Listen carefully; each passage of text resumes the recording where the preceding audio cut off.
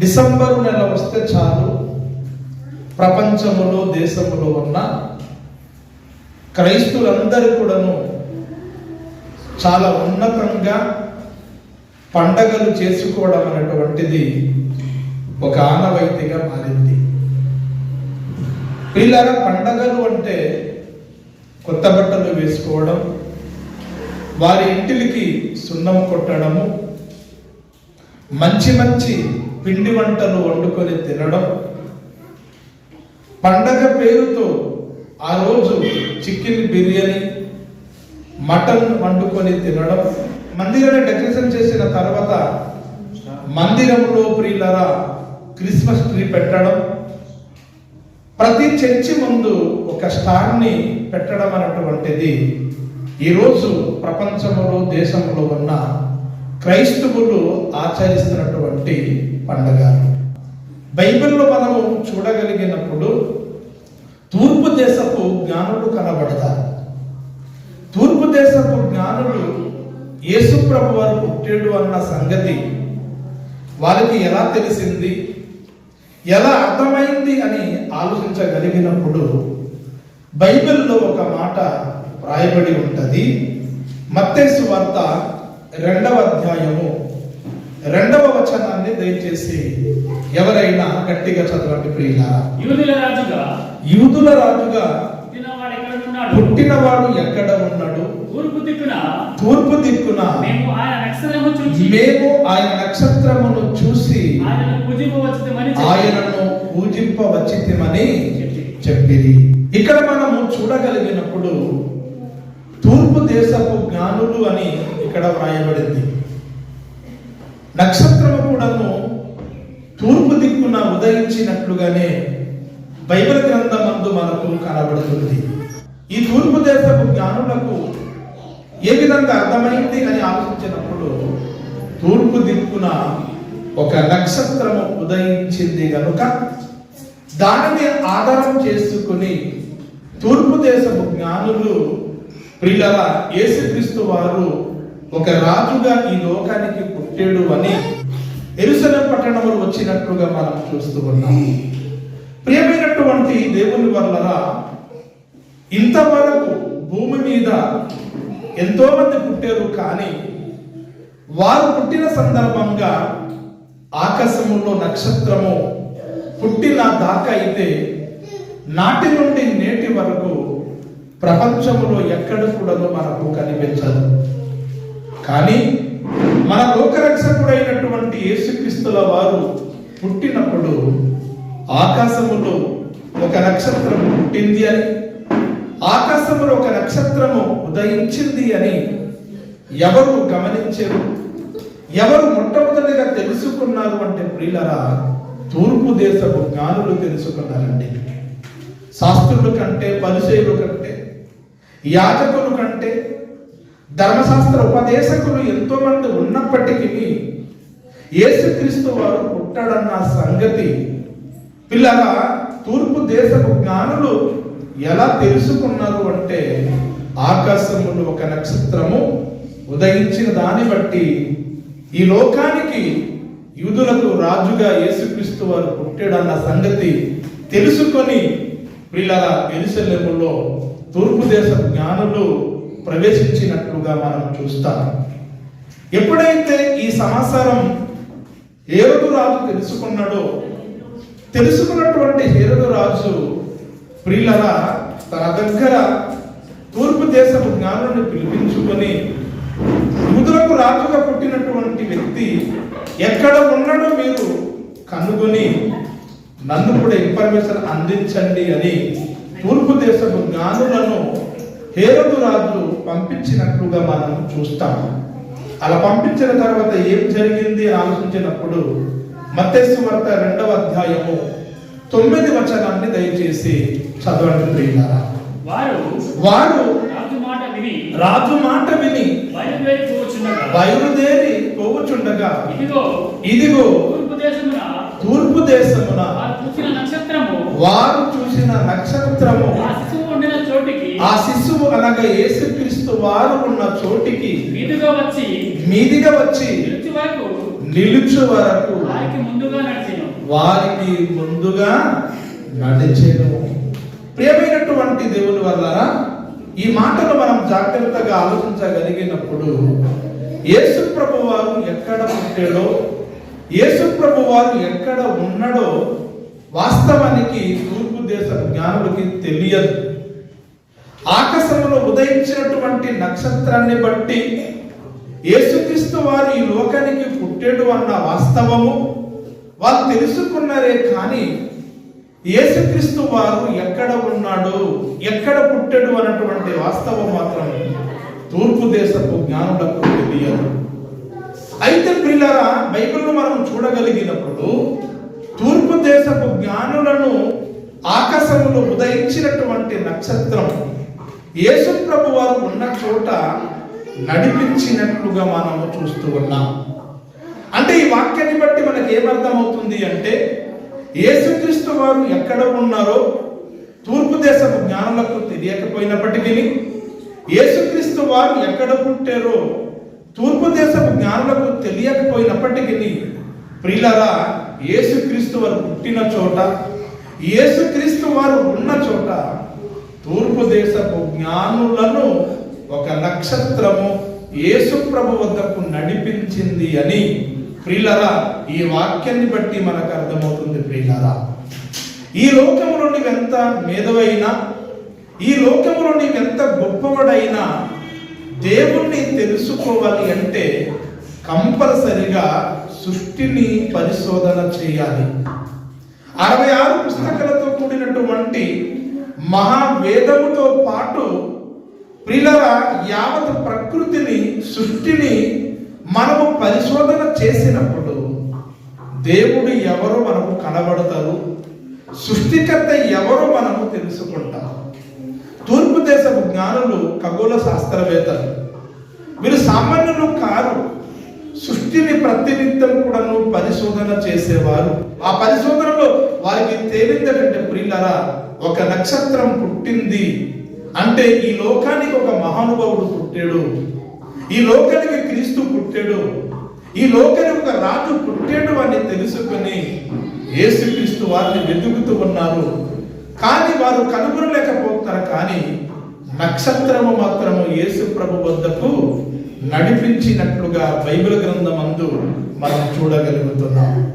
ప్రియమైనటువంటి దేవుని వల్లారా, ఈరోజు మనము క్రిస్మస్ పండగని చర్చి ముందు మనం ఒక స్టార్ కడుతున్నాము. మన ఒక ఇల్లు ముందు ప్రియులారా ఒక స్టార్ని మనం కడుతూ ఉన్నాం. కానీ నీవే ఒక స్టార్గా ఉండి అనేక మందిని దేవుని వద్దకు నడిపించే ఒక స్టార్గా ఉండాలి అన్న వాస్తవం ఈరోజు చాలా మంది అర్థం చేసుకోలేకపోతున్నారు. ప్రియమైనటువంటి దేవుని వల్ల ఈ లోకంలో చాలా మంది స్టార్స్ గా పిలువబడుతూ ఉన్నారు. ఒక ఆయన సూపర్ స్టార్ గా పిలువబడ్డాడు, మరొక ఆయన మెగాస్టార్ గా పిలువబడ్డాడు, మరొక ఆయన పిల్లరా రియల్ స్టార్ గా పిలువబడ్డాడు, మరొక ఆయన రెబల్ స్టార్ గా పిలువబడ్డాడు. ఈ లోకంలో పనికి రాని చెత్త సినిమాలు తీసి సమాజానికి చూపించి సమాజం అంతటిని కూడా చెడు మార్గములో నడిపించే నిర్మాతలు, నడిపించే హీరోలే ఈరోజు ప్రియులారా స్టార్లుగా ఈరోజు పిలువబడుతూ ఉన్నప్పుడు నిజమైనటువంటి స్టార్స్ ఎవరు తెలుసండి? దేవుని పిల్లలైనటువంటి మనమే నిజమైనటువంటి స్టార్స్ అండి. వాస్తవానికి వాళ్ళందరూ కూడా నిజమైన స్టార్స్ కాదండి, వాళ్ళందరూ కూడా బ్లాక్ స్టార్స్ అండి. వాళ్ళందరూ కూడా బ్లాక్ స్టార్స్ అండి. నిజమైనటువంటి స్టార్స్ ఎవరంటే దేవుని నమ్ముకున్నవారు, నిజమైనటువంటి క్రైస్తవులు, బైబిల్ చేత పట్టుకున్నటువంటి క్రైస్తవులే నిజమైనటువంటి స్టార్స్ అని మనము తెలుసుకోవాలి. ప్రియులారా, ఒక నక్షత్రం ఎలాగైతే యేసు ప్రభు వద్దకు తూర్పు దేశపు జ్ఞానులను నడిపించిందో అదే విధంగా ఈరోజు నీవు కూడా ఒక నక్షత్రముగా, ఒక స్టార్ గా, అతనెంత మేధవైనా, అతనెంత పెద్ద అధికారి అయినా, అతను ఎంతటి గొప్పవాడైనప్పటికీ అటువంటి వ్యక్తులందరినీ కూడాను దేవుని వద్దకు నడిపించాల్సినటువంటి ఒక స్టార్ గా నీవు ఉండాలి అని దేవుని లేఖనాన్ని బట్టి మనము తెలుసుకోవాలి. ప్రియులారా, ఇంతకీ ఎవరు స్టార్ గా పిలువబడతారు అని ఆలోచించినప్పుడు ప్రియులరా, బైబిల్ గ్రంథంలో ఒక 2-3 వాక్యాలను చూపిస్తాను. మీరు జాగ్రత్తగా చదవండి, జాగ్రత్తగా వినండి, జాగ్రత్తగా మీరు నేర్చుకోవలసిందిగా దేవుని పేరట నేను మీకు మనవి చేస్తూ ఉన్నాను. దానియేలు గ్రంథము 12వ అధ్యాయము 3వ వచనం చదవండి ప్రియులారా. బుద్ధిమంతులైతే ఆకాశ మండలములోని జ్యోతులను పోలిన వారై ప్రకాశించెదరు. నీతి మార్గము అనుసరించి నడుచుకున్నట్లు ఎవరైతే అనేకులను దేవుని వైపు త్రిప్పుదురో వారు నక్షత్రముల వలె నిరంతరము వాళ్ళు ప్రకాశిస్తారు. ప్రియమైనటువంటి దేవుని వాళ్ళరా, ఇక్కడ నక్షత్రాలు ఎవరు, స్టార్స్ గా ఎవరు పిలువబడుతున్నారు అని ఆలోచించినరా, బుద్ధిమంతులు అండి. ఈ లోకములో బుద్ధిమంతులు, చెడిపోయినటువంటి ఈ లోకములో, పాపపు మార్గములు నడుస్తున్న ఈ లోకములో, అంధకరమైనటువంటి ఈ లోకములో, ఈ పాప ప్రపంచంలో దేవుని పిల్లలైనటువంటి మనము ఎలా బ్రతకాలి అంటే ప్రియులారా, బుద్ధిమంతులుగా మనము బ్రతకాలి. బుద్ధిమంతులు దేనితో పోల్చబడ్డారంటే ఆకాశ మండలములో ఉన్నటువంటి జ్యోతులను పోల్చబడ్డారు. అనగా ఆకాశ మండలములో ఉన్నటువంటి నక్షత్రాలతో బుద్ధిమంతులు పోల్చబడ్డారు. బుద్ధిమంతులు ఏం చేస్తారు అని ఆలోచించినప్పుడు ప్రియులారా, దేవుని నీతి మార్గములో నడుచున్నట్లు అనేక మందిని దేవుని వైపు తిరుగుతారు. నీతి మార్గములు నడుచున్నట్లు, పరిశుద్ధమైన జీవితములు నడుచున్నట్లు, పవిత్రమైనటువంటి జీవితములు నడుచున్నట్లు, పాపము, దోషము, అక్రమము, దోపిడీ లేకుండా బ్రతుకున్నట్లు ఎవరైతే దేవుని వైపు తిరుపుతారో, ఎవరైతే దేవుని వద్దకు నడిపిస్తారో అటువంటి వారు ఆకాశ మండలములో ఉన్నటువంటి నక్షత్రాల వల్లే నిత్యం కూడాను ప్రకాశిస్తారు అని దేవుని లేఖనాలు సెలవిస్తూ ఉన్నాయి. ఈరోజు యేసుక్రీస్తు వారు పుట్టాడు అని, ఒక నక్షత్రం పుట్టింది అని, ఒక నక్షత్రం ఉదయించింది అని, ఒక నక్షత్రము తూర్పు దేశపు జ్ఞానులను యేసు ప్రభువుకు నడిపించింది అని ఈరోజు చదువుకోవడమే పరిమితం అయిపోయింది, ప్రసంగంగా చెప్పడానికి పరిమితం అయిపోయింది తప్ప నీవు కూడా ఒక నక్షత్రాన్ని కానీ, నీవు కూడా ఒక స్టార్గా ఉండాలి అని, నీవు కూడా స్టార్గా ఉండి ప్రకాశించి అనేక మందిని దేవుని వైపు నడిపించి నిరంతరము ప్రకాశించే నక్షత్రముగా ఉండాలి అని దేవుని లేఖనాలు సెలవిస్తూ ఉన్నాయి. ప్రియమైనటువంటి దేవుని వల్ల గుడి ముందుకు కాదు స్టార్, దేవుని సంఘములో నీవు ఒక స్టార్గా ఉండాలి. ప్రియులారా, ఈ చీకటి ప్రపంచములో, ఈ పాప ప్రపంచములో నీవే ఒక స్టార్గా ఉండాలి. ఈ లోకమంతా కూడా పాపముతో, అంధకారముతో నిండిపోయింది. అంధకారముతో, పాపముతో నిండిపోయినటువంటి ఈ ప్రపంచానికి ఒక స్టార్గా నీవు వెలిగించి క్రీస్తు వద్దకు నీవు నడిపించేటువంటి ఒక స్టార్గా ఉండాలి అని పరిశుద్ధ లేఖనాలు సెలవిస్తూ ఉన్నాయి. ఇకపోతే ప్రియులారా, బైబిల్లో ఎంతమంది అయితే బైబిల్లో ప్రియులారా యేసు ప్రభువుకు నడిపించినటువంటి వారు బైబిల్ గ్రంథమందు కనబడతారు. వారి గురించి చెప్తాను, మీరు జాగ్రత్తగా వినండి. యోహాను సువార్త 4వ అధ్యాయం 29 నుండి 30 వచనాల వరకు దయచేసి ఎవరైనా చదవండి. మీరు వచ్చి నేను చేసినవన్నీ నాతో చెప్పిన మనుషులు చూడుడి, ఈయన క్రీస్తు కాడా అని ఆ ఊరి వారితో చెప్పగా వారు ఊరిలో నుండి బయలుదేరి ఆయన వద్దకు వచ్చుచుండిరి. ప్రియమైనటువంటి దేవుని వల్ల ఇక్కడ మనం చూడగలిగినప్పుడు ఒక సమరయ స్త్రీ కనబడుతుందండి. సమరయ స్త్రీ ఎవరు తెలుసండి? ఒక వేశ్య. సాక్ష్యం లేదు పాపం. 5 మంది పెన్నిమిట్టులతో ప్రియులారా ఆవిడ మెయింటెనెన్స్ చేసుకుంటుంది. ఒకరు కాదు, ఇద్దరు కాదు, 5 మందితో ఆవిడ మెయింటెనెన్స్ చేసుకుంటుంది. ఆమె చాలా సీక్రెట్ గా రహస్యంగా తప్పు చేస్తుంది. తన తప్పులు ఎవరికి తెలియకుండా ఆవిడ జాగ్రత్తగా మెయింటైన్ చేసుకుంటుంది. కానీ ఏమైనటువంటి దేవుని వల్ల గ్రామస్తులందరినీ కూడాను యేసు ప్రభు వద్దకు నడిపించింది. ఒక వ్యభిచారపు స్త్రీ, ఒక వేశ్య స్త్రీ, సమాజంలో సాక్ష్యం లేనిది, సమాజంలో ఒక అంటరానిది, ఒక సమరయ స్త్రీ తన గ్రామస్తులందరినీ కూడాను యేసు ప్రభు వద్దకు నడిపిస్తుంది. ప్రియులారా, ఈయన క్రీస్తు కాడా, ఈయన క్రీస్తు కాడా అని ప్రియులారా గ్రామస్తులందరినీ కూడాను యేసు ప్రభు వద్దకు నడిపించింది అండి. అలనాడు ప్రియులారా యేసు ప్రభుని ఈయన వడ్రంగి వాడ కాదని సమాజం చెప్పుకున్నది, దెయ్యం పట్టిన వాడని సమాజం చెప్పుకున్నది, వ్యభిచారంతో పుట్టిన వాడని సమాజం ప్రియులారా యేసు ప్రభుని నిందపోతే, ఈ సమరయ స్త్రీ మాత్రము ఈయన క్రీస్తు కాడా అని గ్రామస్తులందరినీ కూడాను యేసు ప్రభు వద్దకు నడిపించింది. ఎవరైతే అనేకులను దేవుని వైపు త్రిప్పుతారో, ఎవరైతే అనేకులను దేవుని వద్దకు నడిపిస్తారో వారే నిరంతరము ప్రకాశించేటువంటి నక్షత్రాలుగా ఉంటారు అని దేవుని లేఖనాలు సెలవిస్తున్న రీతిగా ప్రియులారా ఆ వాక్యానికి తగ్గట్టుగా ఈ సమరయ స్త్రీ అనేక మందిని యేసు ప్రభు దగ్గర నడిపించే ఒక నక్షత్రం లాగా మనకు కనబడుతుంది. ప్రియులారా, నక్షత్రం అనేసరికి ప్రియులారా మన గుడి ముందు పెట్టుకోవడం కాదండి, మన ఇల్లు ముందు కాదండి పెట్టుకోవడం కాదండి.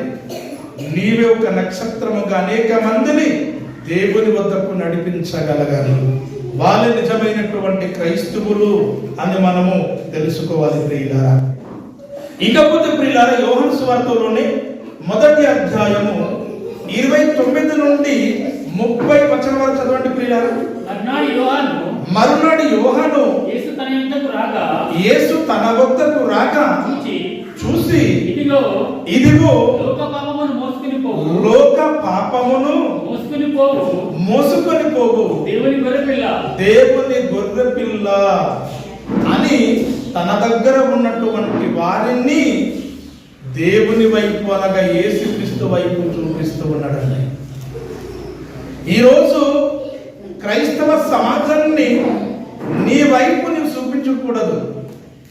నిన్ను గురించి నీవు ఈరోజు పబ్లిసిటీ చేసుకోకూడదు. ఈరోజు ప్రజలు నీ వైపు చూడకూడదు, దేవుని వైపు చూడాలి. బాప్తిస్మం ఇచ్చి యోహాను గారు ఇలా యోర్దాను నదిలో అనేక మందిని బాప్తిస్మం ఇస్తూ ఉన్నాడండి.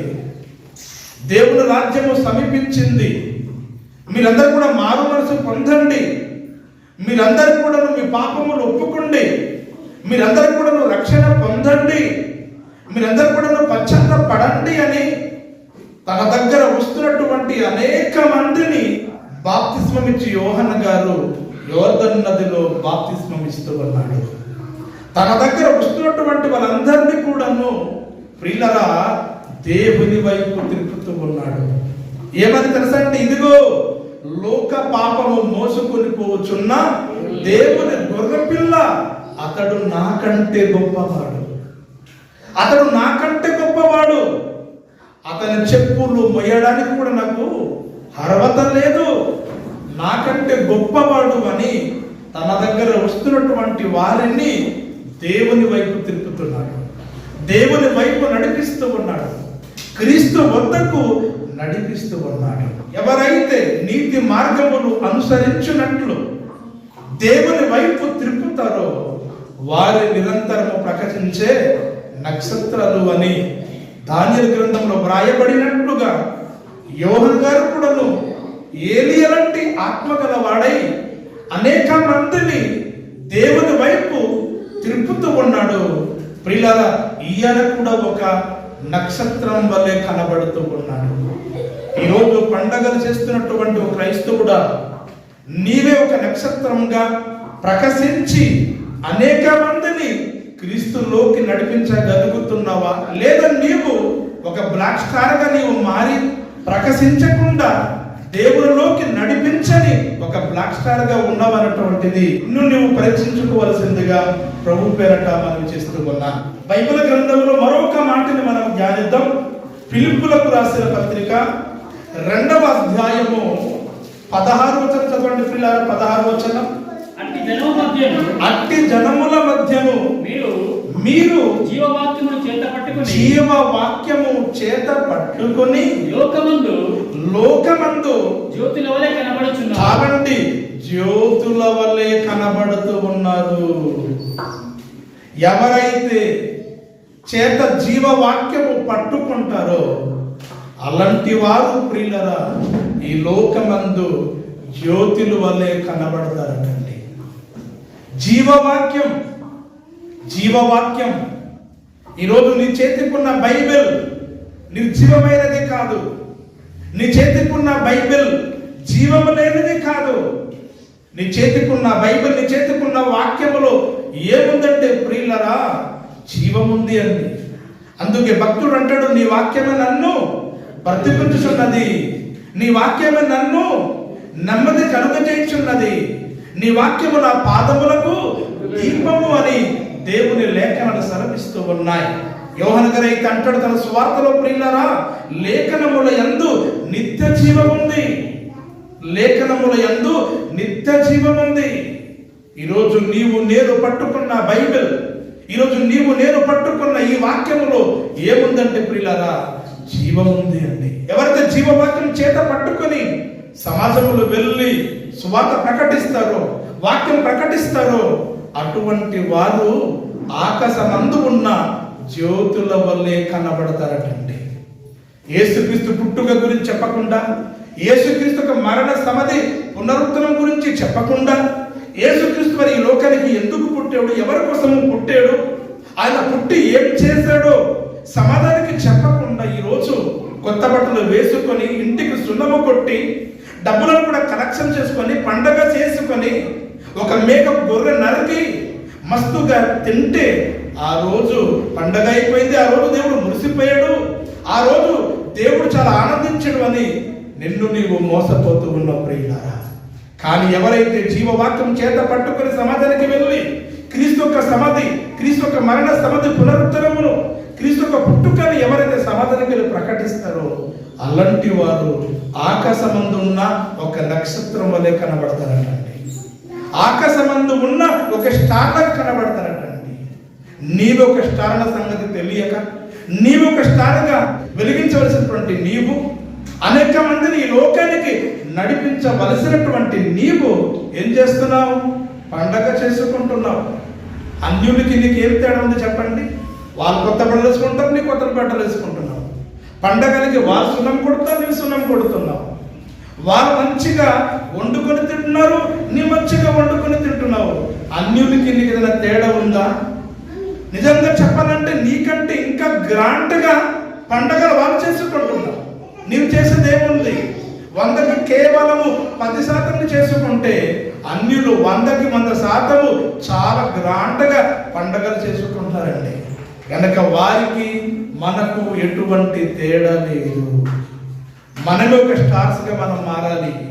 తూర్పు దేశపు జ్ఞానులను నడిపించిన ఒక నక్షత్రం వలె మనమే ఒక స్టార్గా మారి దేవుని వద్దకు నడిపించాలి. దేవుని వైపు తిప్పగలిగినప్పుడే అదే నిజమైనటువంటి క్రిస్మస్, అదే నిజమైన క్రిస్మస్. క్రీస్తు వద్దకు నడిపించడమే నిజమైన క్రిస్మస్. దేవుని వైపు అనేక